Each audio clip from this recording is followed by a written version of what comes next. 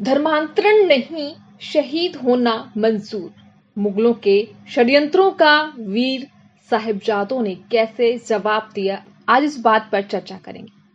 इतिहास में कई ऐसी घटनाएं घटी जो सिर्फ साहस और बलिदान की मिसाल ही नहीं, आने वाली पीढ़ियों के लिए आदर्श उदाहरण भी बनी।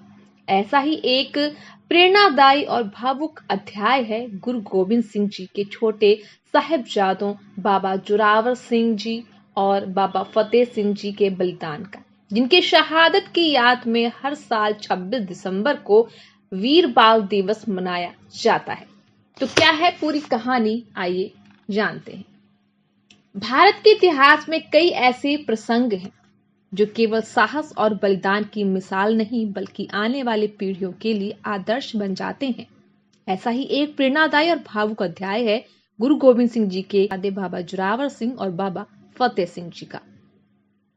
उनके इसी अद्वितीय साहस और शहादत की स्मृति में हर वर्ष 26 दिसंबर को वीर बाल दिवस मनाया जाता है।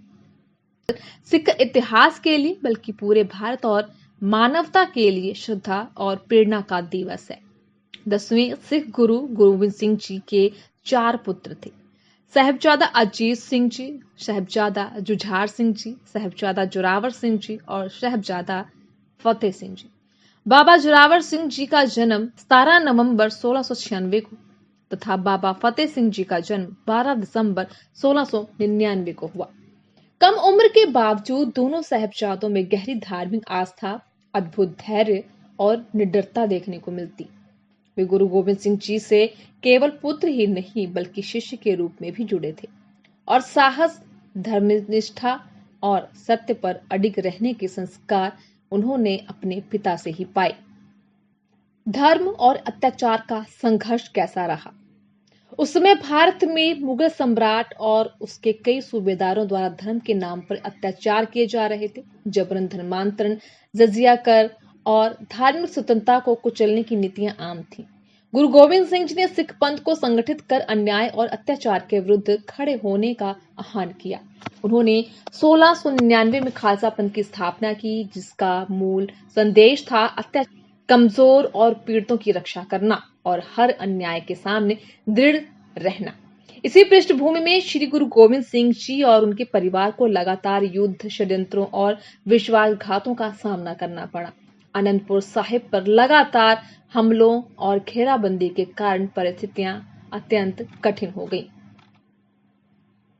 श्री गुरु गोविंद सिंह जी सिखों के 10वें और अंतिम गुरु थे। आनंदपुर साहिब से प्रस्थान और परिवार का बिछोड़ना, ये श्री गुरु गोविंद सिंह जी के लिए बेहद कठिन भी रहा। समय आज हर किसी को याद कर उनकी आंखें नम हो जाती हैं। आनंदपुर साहिब लंबे समय तक घेरे में रहा। भोजन और पानी की कमी हो गई। अनंतः झूठे वादों और कस्मों के आधार पर मुगल और हिल रियासतों के सेनापतियों ने श्री गुरु गोविंद सिंह जी से कहा कि यदि वे किला खाली कर दें तो उन पर आक्रमण नहीं होगा। परिस्थितियों को देखते हुए संगत और परिवार की सुरक्षा के लिए श्री गुरु गोविंद सिंह जी ने आनंदपुर साहिब छोड़ने का निश्चय किया। किले से निकलते समय रात का अंधेरा था, मौसम प्रतिकूल था और रास्ते में सरसा नदी उफान पर थी। दुश्मनों ने वादा तोड़ा और हमला कर दिया और इस अफरा तफरी में श्री गुरु गोविंद सिंह जी का परिवार बिछड़ गया। गुरु गोविंद सिंह जी अपने 2 बड़े पुत्रों और कुछ सिंहों के साथ अलग हो गए। माता गुजरी जी छोटे साहिबजादों बाबा जोरावर सिंह जी और बाबा फतेह सिंह जी के साथ अलग दिशा में निकल गई। बाद में गंगू नाम का एक पुराना सेवक जो कभी गुरु परिवार के घर में काम कर चुका था, उन्हें अपने गांव ले गया।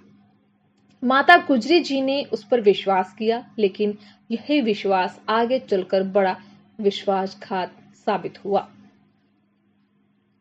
गंगू का विश्वासघात करना और गिरफ्तारी की कहानी भी बड़ी ही दिलचस्प है। गंगू ने माता गुजरी जी और दोनों साहिबजादों को अपने घर में ठहराया। रात के समय वह उनके पास रखे धन और कीमती सामान को देखकर लालच में आ गया। उसने न केवल उनका सामान चुराया बल्कि अगले ही दिन उन्हें सरकार के हवाले कर देने का निर्णय ले लिया। उसने स्थानीय मुगल अधिकारियों को सूचित किया और इस तरह माता गुजरी जी और दोनों छोटे साहिबजादों को गिरफ्तार करा लिया। उन्हें सरहिंद ले जाया गया, जहां नवाब वजीर खान का शासन था। धमकियां, लालच और धर्म पर अडिगता। बाबा जोरावर सिंह जी और बाबा फतेह सिंह जी को सरहिंद के नवाब वजीर खान के दरबार में जब पेश किया गया, उनकी आयु मात्र लगभग 8 और 6 वर्ष के आसपास थी, लेकिन दिल में हिम्मत पर्वत के समान अडिग थी। दरबार में काजी और अन्य अधिकारी भी मौजूद थे। वजीर खान ने उन्हें तरह तरह के प्रलोभन व धमकियां दी। यदि वे इस्लाम कबूल कर लें तो उन्हें बड़े बड़े किताबें, जागीरें और आरामदायक जीवन दिया जाएगा। यदि वे धर्म न बदलें तो उन्हें कठोर से कठोर सजा दी जाएगी। इतनी कम उम्र में भी साहबजादों ने किसी प्रकार का भय या लालच नहीं दिखाया। साहबजादा जोरावर सिंह ने स्पष्ट शब्दों में कहा कि वे अपने दादा गुरु तेग बहादुर जी के पोते हैं, जिन्होंने धर्म की रक्षा के लिए शहादत दी है, और वे भी उसी मार्ग पर चलने को तैयार हैं। साहबजादा फतेह सिंह जी ने भी बड़े भाई की हाँ में हाँ मिलाते हुए कहा कि वो भी धर्म नहीं बदलेंगे, चाहे प्राण ही क्यों न चले जाएं। उनकी यह स्पष्ट, निर्भीक और निडर वाणी वहां उपस्थित उनके लोगों के हृदय को हिला गई। लेकिन जुल्मी सत्ता के मद में चूर नवाब और काजी अपनी जिद पर अड़े रहे। फिर वो घड़ी जब नवाब ने दीवार में जीवित चुनवा दिया। जब उन्हें लालच और धमकियों से नहीं झुकाया जा सका, तो निर्णय लिया गया कि दोनों बालकों को दीवार में जीवित चुनवा दिया जाए। यह एक अत्यंत अमानवीय और क्रूर दंड था। दीवार बननी शुरू हुई। पहले साहबजादों के पैरों के आसपास ईंटें लगाई गईं, फिर धीरे धीरे दीवार ऊपर उठती गई। वे ठंडी हवा, सर्द मौसम और दर्द के बीच भी वाहेगुरु जी का खालसा, वाहेगुरु जी की फतेह और गुरु महाराज जी की बाणी का स्मरण करते रहे। इतनी कम उम्र के बच्चों का इस प्रकार निर्भीक रहना, किसी भी प्रकार की मन्नत, रोने धोने या भय का प्रदर्शन न करना, इतिहास में बहुत दुर्लभ उदाहरण है। अनंतः दीवार इतनी ऊंची हो गई कि वो ईंटों में लगभग दब गए। कई वर्णनों के अनुसार या तो इसी पीड़ा के दौरान दीवार ढहने के बाद उन्हें शहीद कर दिया गया। बात करते हैं माता गुजरी जी की शहादत का। तो वहीं इधर माता गुजरी जी को एक ठंडे बुर्ज में कैद रखा गया था। ठंड का महीना, उन्हें भोजन, गर्म कपड़ों और किसी भी प्रकार की सुविधा से वंचित रखा गया। जब उन्हें यह समाचार मिला कि उनके दोनों नन्हे पोतों को शहीद कर दिया गया, तो उनका हृदय यह आघात बर्दाश्त न कर सका। लगातार सर्दी, भूख और पोतों की शहादत का गहरा दुख सहते सहते उन्होंने भी वहीं अंतिम सांस ली। और इसी तरह एक ही समय में सिख इतिहास ने 3 महान आत्माओं, माता गुजरी जी, बाबा जोरावर सिंह जी और बाबा फतेह सिंह जी का बलिदान देखा। इतिहास में वीर बाल बलिदान का महत्व बहुत ही गहरा है।